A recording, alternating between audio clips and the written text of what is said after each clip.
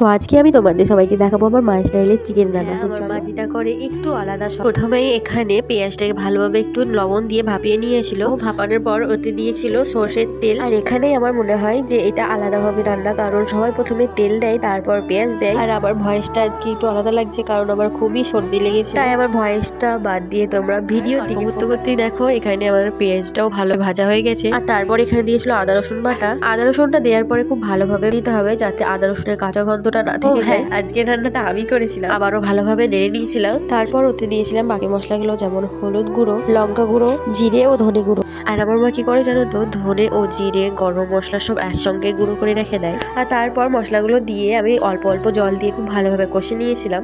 আর তারপরে আবারও বেশি পরিমাণে জল দিয়ে জলটা ফুটে এলে ওতে আমি মাংসটা দিয়ে দিব। আর প্রথমেই লবণটা একটু কম হয়ে গিয়েছিল, তাই আবারও লবণ দিয়ে ভালোভাবে অনেকক্ষণ ধরে কষিয়ে গরম জল দিয়ে দিয়েছিলাম। আর এখানে আমি জলটা একটু বেশি পরিমাণে দিয়েছিলাম কারণ মাংসটা আজকে ঝোলঝোল হয়েছিল তাই। আর এখানে আমার ভয়েসটা সত্যিই খুবই খারাপ হয়ে গেছিল। আর তোমরা যদি নতুন কোনো রেসিপি জানো তো আমাকে বলো, আমি চেষ্টা করবো বানানোর। তো আজকের মতো টাটা, দেখা হচ্ছে পরের ভিডিওতে। বাই।